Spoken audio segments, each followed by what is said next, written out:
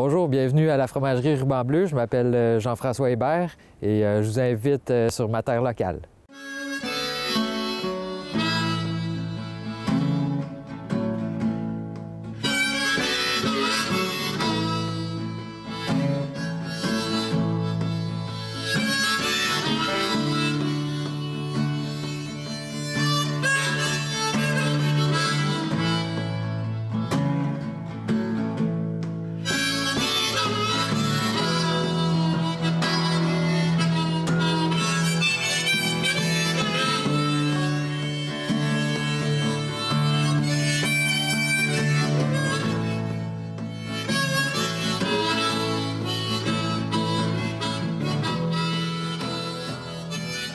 On arrive de la ferme, on amène le lait dans des bidons, on le transfère ici dans un récipient qui garde au froid.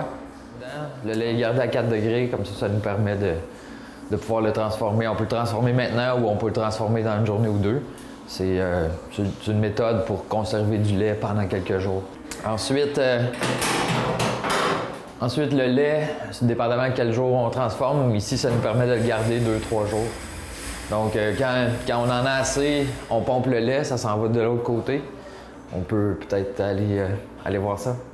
Donc après, quand on a besoin du lait pour transformer, le lait il va être pompé dans cette cuve-là. C'est le pasteurisateur. C'est ici qu'on va chauffer le lait à 63 degrés pendant une demi-heure. Le temps que la plupart des bactéries nocives meurent, mais que la matière première reste quand même assez malléable pour pouvoir transformer. Donc, on pasteurise le lait. Ensuite, il y a deux principales façons de transformer le lait. On peut l'envoyer à cailler dans des petites bassines comme ça, qui vont nous donner des fromages lactiques, donc des fromages beaucoup plus mous. Ou, comme là, aujourd'hui, on est en train de faire une batch de cheddar. Donc, ça, c'est un fromage beaucoup plus ferme. Donc, pour les fromages plus fermes qui ont besoin de chaleur, on le transforme dans ce bassin-ci. Pour les autres, on le transforme là-bas. Donc, après que le lait est dans les bassins, on va le faire cailler. Puis après que le lait est caillé, on va égoutter tout le lactosérum. Ça ici, c'est du lactosérum. C'est de l'eau, des minéraux, un petit peu de calcium. C'est l'eau du lait. Parce que quand on fait du fromage, on veut garder le gras et la protéine du lait. Et il y a plein de choses qu'on peut faire avec le lactosérum. Plein de manières de le récupérer. On peut le mettre à manger pour toutes sortes d'animaux. Ça sert aussi en déshydratation dans les boissons énergétiques, dans les suppléments alimentaires pour ceux qui font du culturisme et puis des trucs comme ça. Il y en a dans plein de produits que vous avez à l'épicerie. Et puis il y en a d'autres aussi qui s'en servent. Ils font une genre de deuxième fermentation pour faire de la méthanisation, donc pour produire de l'énergie, de la chaleur. Il y a plein de trucs à faire avec le lactosérum. Donc ça va être évacué. On va garder le fromage qui est ici, au fond de la cuve.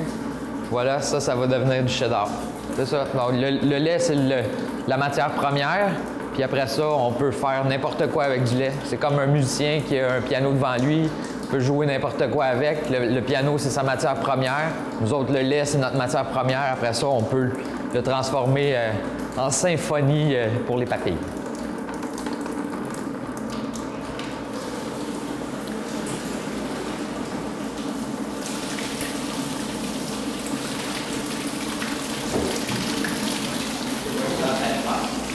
Là, ici, ce qui se passe, on a ouvert la valve en bas. On va enlever tout le lactosérum qu'il y a dans la cuve. Puis on va garder juste la matière solide du lait. On va l'apercevoir dans quelques secondes dans le bassin qui est là.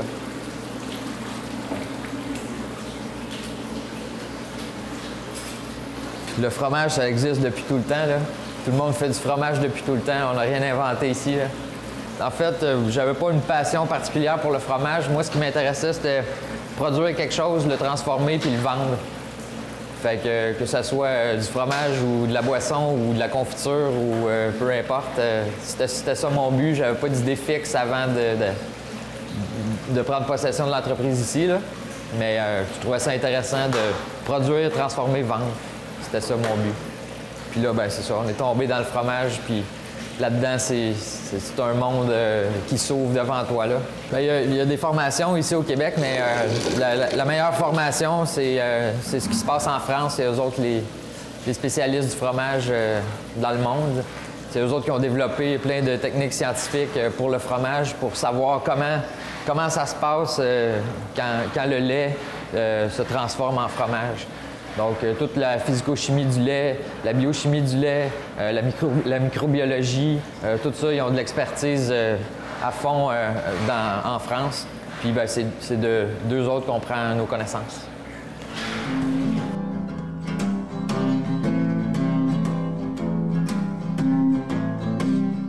Donc là, vous pouvez voir, ça, c'est du lait qui a été transformé en solide et qu'on va garder pour éventuellement faire le fromage.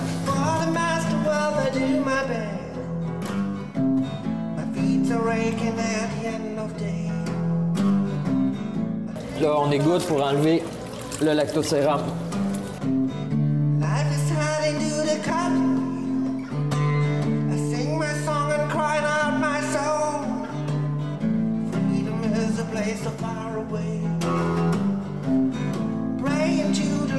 Bless today, 'cause I am proud to be a cotton-field man who lived for the country and the man got a chair. I want to know why the captain is right, why he got his sugar left on the bright side of life.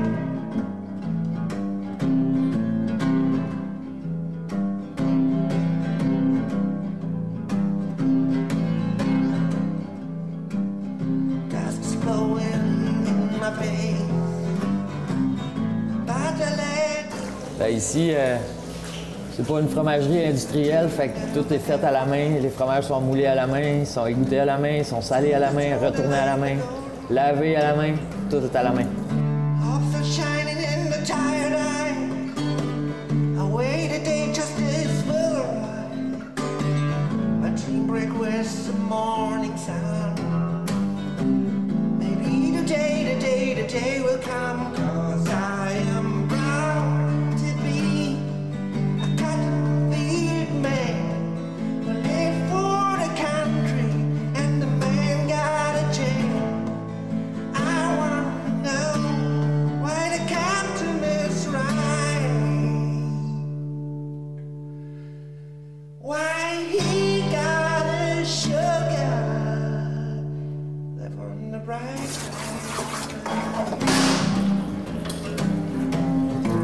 Donc là, les petits grains qui ont presque plus d'eau par-dessus. Donc, on se ramasse avec une pâte bien lisse comme ça. On va empiler la pâte du fromage. Puis on va continuer à retourner pour égoutter, égoutter, égoutter. Puis dans une demi-heure, trois quarts d'heure, c'est à ce moment-là qu'on va couper le fromage pour faire le fromage en crotte.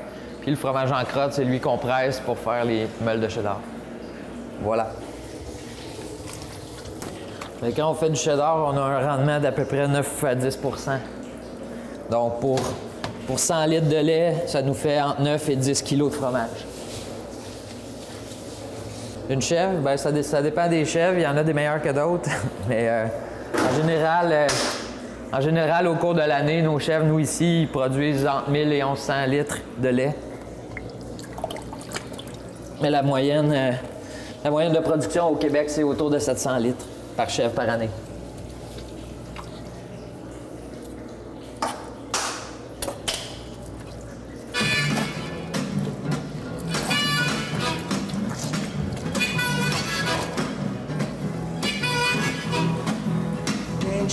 Fly through the night, a trace of fire left behind. When you sing your thunder song, danger bird, oh please play.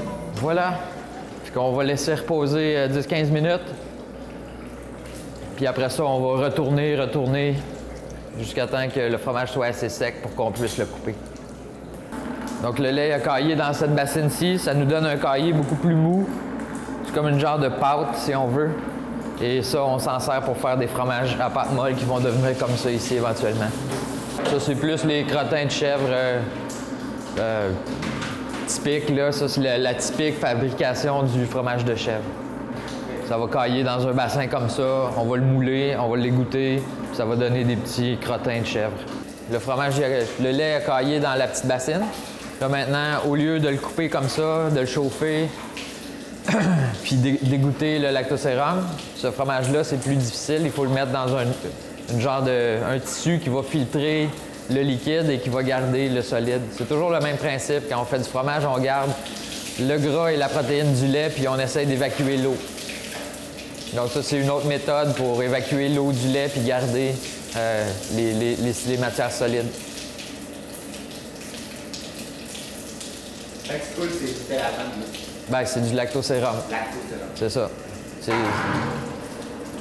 C'est de l'eau, des minéraux, des ions, plein de trucs qui sont contenus, qui font en sorte que le lait se tient ensemble.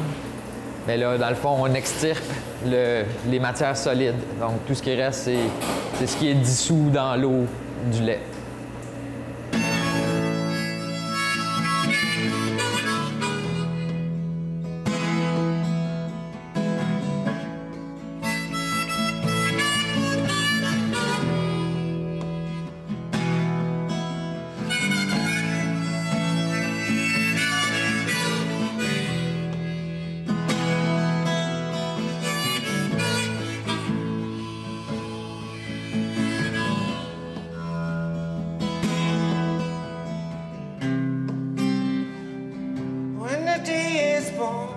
Quand le fromage est assez égoutté, il est plus malléable, ça devient comme une genre de pâte à modeler, si on veut.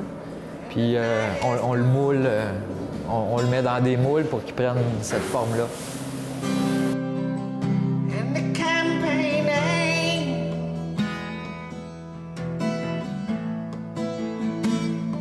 Machine guns throwing down.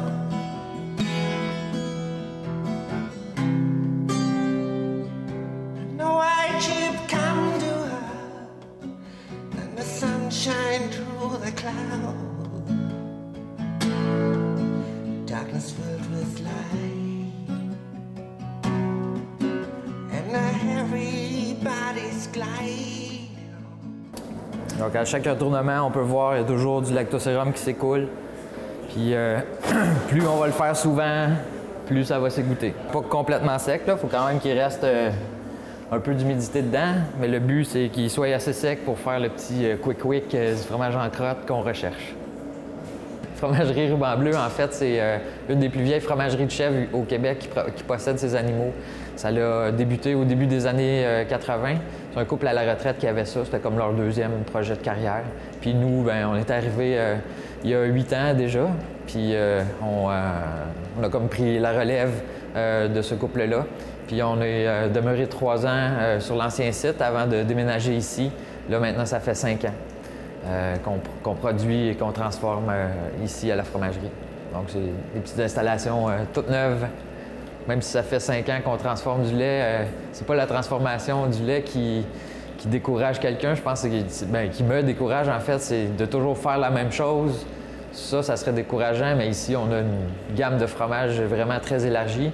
Puis à chaque année, on essaye des nouveaux trucs parce qu'on a la clientèle pour ça. Il y a des gens qui viennent et nous demandent, puis cette semaine, vous essayez quelque chose de spécial? Fait qu'on a toujours des petits fromages, des essais qu'on les appelle, qui n'ont pas de nom encore, qu'on commercialisera jamais sûrement, mais que c'est le fun pour les clients, puis c'est le fun pour nous autres de transformer de d'autres façons, développer des nouveaux produits, faire de la recherche.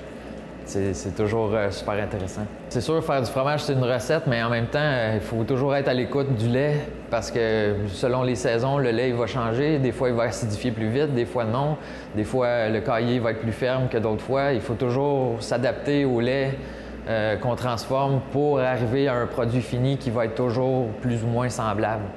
Parce que si on applique la recette à la lettre, faire bouillir 37 secondes et soutirer, mélanger, tout ça, ben c'est sûr que ton fromage ne sera jamais pareil parce que dans le fond, ton lait n'est jamais pareil. Ici, on n'est pas. Il y a certaines grosses entreprises, quand le lait arrive dans l'entreprise, ils séparent ça en 3 catégories, la protéine, le gras puis l'eau. Puis après ça, ils mélangent tout ça ensemble. C'est pour ça qu'on a des laits à 3,25 %, à 2 % puis 1 % de gras. Donc, les laits, ils sont séparés avant d'être réunifiés pour avoir un produit qui est toujours standard, toujours pareil. Tandis que moi, j'ai certaines périodes de l'année, mon lait, il va être à 4,5 % de gras, exemple. Puis pendant l'été, ça va chuter autour de 3,2 % de gras. Donc, la différence est énorme. On n'a pas le même rendement. Ça se comporte pas pareil quand on fait du fromage. L'aliment de base du bébé de mes animaux, fait qu'au début, quand le bébé est tout jeune, il ne boit pas une quantité énorme de lait parce qu'il est tout petit. Puis c'est pour ça que le lait est très, très gras au début pour donner un maximum d'énergie au bébé en très, très peu de quantité. Puis à mesure que la lactation s'étire, bien, le bébé grandit dans le fond. Tout ce qu'il a besoin, c'est d'être hydraté parce que là, il mange du solide, il mange plein de choses. Donc c'est comme un supplément à son alimentation sèche. Et à la fin de la lactation, bien, le lait, encore une fois, redevient très, très gras parce que l'animal va être sevré. Donc, il boit juste des petites quantités. C'est pour ça que le lait redevient gras en fin de lactation. Ben oui, c'est sûr. Ben, maintenant, je te dirais que ça va, là. Il n'y a pas vraiment de problème sur grand-chose, là. Ça arrive des fois, tu sais, je sais pas... On a des problèmes, je te dirais, un peu plus qui sont hors de notre contrôle. Mettons, je sais pas, je suis en train de fabriquer, il arrive quelque chose, je dois m'absenter, mon fromage y est là, puis tu sais, je ne l'ai pas brassé aussi longtemps que j'aurais dû, ou des choses comme ça. Mais des gros accidents de fabrication, non, pas des masses, là.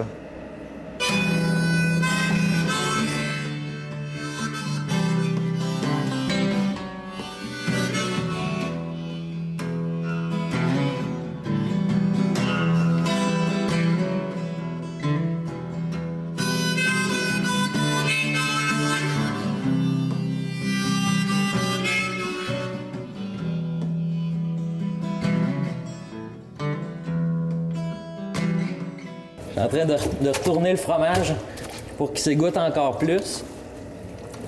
Pour le faire sécher pour qu'on puisse le couper. Donc à cette étape-ci, le fromage devient de plus en plus lisse et quand c'est rendu à cette étape-là, on dit que le fromage forme des fesses parce que ça claque.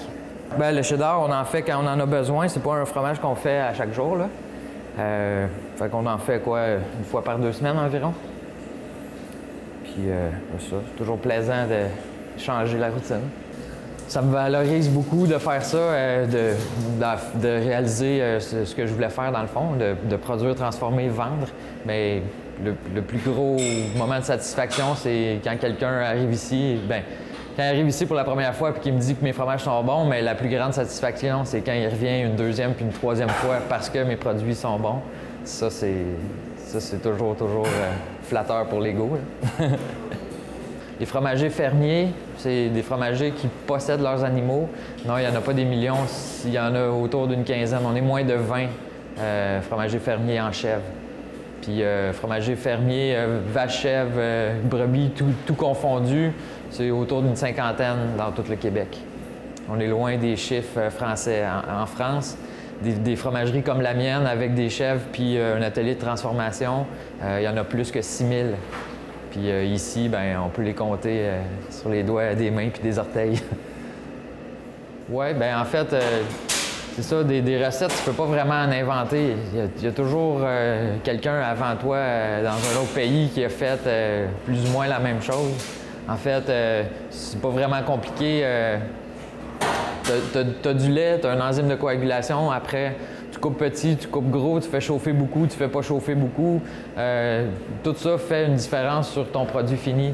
Fait que, au fil du temps, on vient qu'à développer une certaine recette, entre guillemets, mais c'est jamais fixe dans le temps, dépendamment avec quel lait on travaille. Nous, on a dû faire beaucoup d'adaptations. Il y a plusieurs fromages qu'on fait qui ont déjà été faits en vache, mais étant donné que le lait de vache, ça ne se travaille pas comme le lait de chèvre, il a fallu adapter des trucs pour avoir un produit fini auquel on voulait aspirer. Mais en général, ça va super bien. Là, on développe toujours des manières pour trouver le moyen d'avoir le produit le plus similaire fois après fois. Puis c'est ça qui est motivant dans le fond, de toujours avoir un but, mais c'est jamais le même chemin pour y arriver.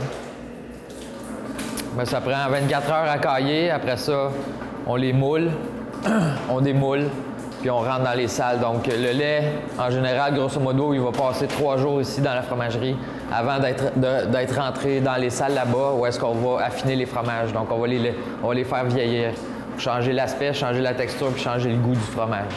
Donc là, on va développer des arômes, des saveurs, puis des textures beaucoup plus intéressantes. Non, bien celui-là prend 24 heures à cailler. Celui-là, il prend une demi-heure à 40 minutes à cailler. Ensuite, on va couper le fromage, puis c'est comme je disais tantôt, on va éliminer le lactosérum, garder que la partie solide du lait, puis c'est ça qui va donner notre fromage. Pour faire cailler du lait, on a une enzyme coagulante. C'est une protéine qui se retrouve dans la caillette de tous les ruminants. En fait, c'est la manière pour un ruminant d'ingérer du lait. Donc, le petit bébé boit du lait, mais il faut qu'il le transforme en solide pour pouvoir l'absorber. Donc, cette molécule-là se retrouve dans les estomacs des ruminants. C'est de ça qu'on se sert pour faire cailler notre lait. Donc, les petits fromages qu'on avait vus de l'autre côté, ceux-là, ils vont rester, comme je disais, 3-4 jours dans la salle de fabrication avant de s'en venir de ce côté-ci pour le vieillissement du fromage pour l'affinage. Donc, une fois qu'on les rentre dans chacune des pièces qui sont ici, c'est toutes des ambiances différentes. Donc, c'est toutes sortes de moisissures et de bactéries différentes qui vont coloniser les fromages, dépendamment de ce qu'on veut. Si, comme celle-là ici, la moisissure qui pousse sur ce fromage-là, c'est le géotrichum. Donc, partout dans cette salle-là, les murs, l'air, tout est colonisé par du géotrichum. Donc, quand je mets mes fromages là-dedans, c'est ça qui va venir coloniser mon fromage. Bien, en fait, ça va changer l'aspect, le goût puis la texture du fromage. Un géotrichum comme ça, il va avoir des petites veinures, c'est tout plissé, c'est un petit peu jaunâtre. Puis le poil de la moisissure est vraiment très, très ras. Donc, ça fait une belle croûte très fine avec un petit coulant sous croûte. Tandis qu'une croûte de pénicillium, exemple, comme la croûte qu'on retrouve sur les camemberts, bien, la croûte elle va être un peu plus épaisse, puis la dégradation de la matière va être plus importante. Donc, à ce moment-là, on va retrouver des fromages beaucoup plus coulants.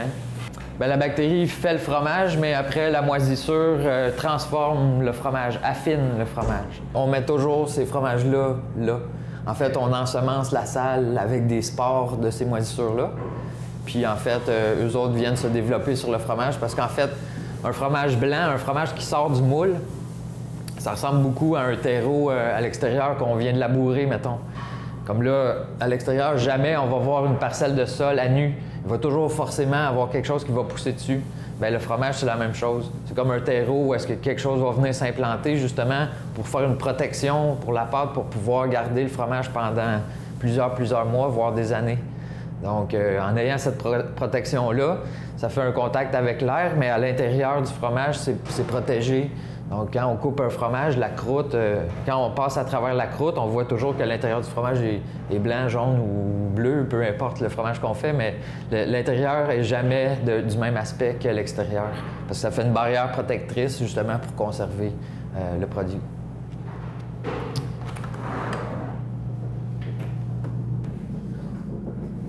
Donc, dans cette salle-ci, on a un fromage ici qui est rentré en blanc hier. On l'a salé, on l'a mis ici. Là, on va en prendre soin, on va le retourner à chaque jour, on va le frotter, on va le brosser. Puis au bout de 3 mois, on va se ramasser avec un fromage comme ça. Donc avec une belle croûte blanche, un petit peu de rouge, quelques moisissures des bactéries qui sont sur le dessus. Mais comme je dis, la croûte est là pour protéger l'intérieur du fromage. Une fois qu'on va le couper, il va être tout blanc, tout beau à l'intérieur. Tout est comestible. Tout ce qui pousse sur le fromage, c'est comestible. S'il n'y avait pas de bactéries, on ne pourrait pas faire du fromage.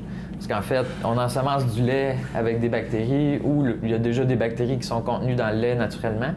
Ces bactéries-là vont manger le sucre du lait pour nous donner de l'acide lactique. Donc, ils vont dégrader le lactose du lait pour le transformer en acide lactique. Donc, à mesure que ce processus-là est en fonction, le lait va devenir de plus en plus acide, de plus en plus acide, de plus en plus acide. Puis là, bien, on va introduire notre enzyme de coagulation qui va raffermir, qui va changer la conformation du lait de liquide à solide. Et c'est avec ça qu'on va pouvoir travailler pour faire du fromage. Si on n'a pas de bactéries, c'est impossible de faire du fromage à ce moment-là. Sans bactéries, on se ramasse avec un lait qui est mort, qui change pas, que c'est comme de l'eau avec des minéraux dans le fond. C'est plus un lait qui est vivant.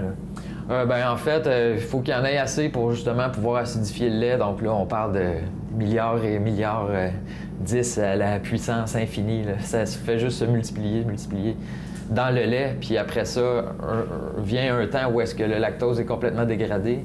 Puis les bactéries, dans le fond, ils meurent de faim. Donc tout ce qui reste, c'est les enzymes qui ont produit. C'est ça qui va produire les goûts, les saveurs qu'on retrouve dans le fromage. Donc ici, c'est un éventail de quelques-uns des fromages qu'on fabrique ici.